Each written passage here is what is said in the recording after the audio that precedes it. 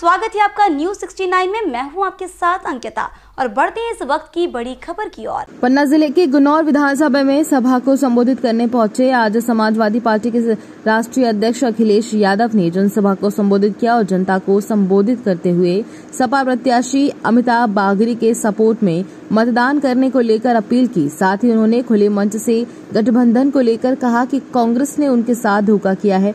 पहले एकजुट होने की बात कही और उसके बाद धोखा दिया गया। उन्होंने कहा कि धोखा देने के बाद जब कांग्रेस के मुख्यमंत्री के प्रत्याशी से मिला तब मैं समझ गया कि वृद्ध है, भूल जाते हैं। आगे अखिलेश यादव ने कहा कि पीडीए यानी पिछड़ा दलित आदिवासी की एकता को देखकर भारतीय जनता पार्टी एवं कांग्रेस से घबरा रही है। पिछड़ा दलित और आदिवासियों की एकता को देखकर भाजपा और कांग्रेस भी अब जातिगत जनगणना को लेकर बात कर रही है। प्रधानमंत्री पर हमलावर होते हुए कहा कि 15 लाख उत्तर प्रदेश में नहीं मिले तो एमपी में भूल जाइए।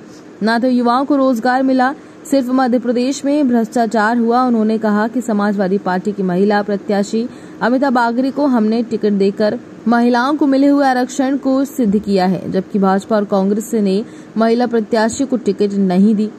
आप महिला प्रत्याशी अमिताभ बागरी को समाजवादी पार्टी से जिताए, जो गुनौर विधानसभा के विकास में किसी प्रकार की कोर कसर नहीं छोड़ेगी। वहीं समाजवादी पार्टी प्रत्याशी अमिताभ बागरी ने कहा कि जिले में संचालित जेके सीमेंट फैक्ट्री में 75% नौकरियां देने वाला वादा किया गया था, मगर क्षेत्रीय 75 युवाओं तक को नौकरियां नहीं दी गई।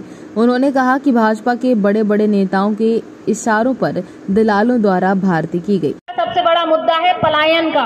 यहाँ पे बहुत सारे पढ़े लिखे युवा हैं, लेकिन वो नौकरी करने बाहर जाते हैं, यहाँ उनको रोजगार नहीं मिलता। मैं पीडीए का भविष्य देख रहा हूँ और मेरे साथी पीडीए का कमाल देखिए। अब तो बीजेपी की भी भाषा बदल गई। बीजेपी भी कह रही है कि हम जाति जनगणना कराने के तैयार हैं। कांग्रेस पहले ही पलटा मार गई है। चमत्कार देखिए, जिस पार्टी ने कभी जाति जनगणना रोकी हो वो लोग कह रहे हैं कि हम जाति जनगणना कराएंगे।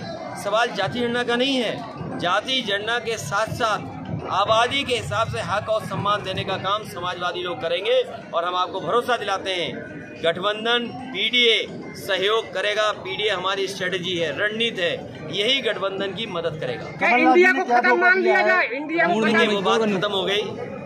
वो बुजुर्ग हैं, उम्र ज़्यादा है, हम उनकी इज्जत करते हैं।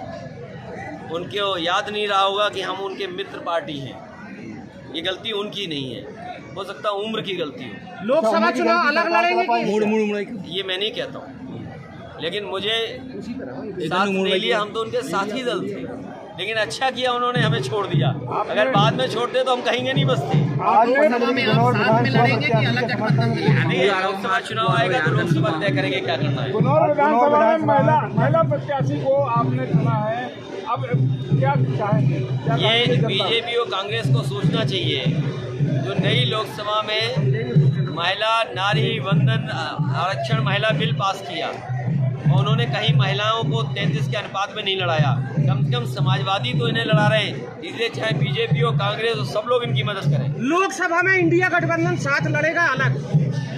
अभी लोकसभा चुनाव आने दो, पीडीए की ताकत देखोगे। सब गठबंधन पीडीए से करेंगे। कुछ तो बता दीजिए। कुछ नहीं, मैंने आपसे कहा पीडीए की ताकत देखिए, उसके आसपास सब आ गए हैं, चाहे वो कांग्रेस हो चाहे बीजेपी हो। असली गठबंधन पीडीए से ही शुरू होगा। राहुल गांधी का नाम नहीं लिया है आपने कहीं भी? अब उनका नाम तो मैं नहीं लेता हूँ, ऐसे तो मैंने प्रधानमंत्री का भी नाम नहीं लिया। आप सोचिए, प्रधानमंत्री कह रहे 13 करोड़ लोग गरीबी रेखा से बाहर आ गए हैं, तो इसका मतलब मध्य प्रदेश के 7 करोड़ आ गए होंगे बाहर।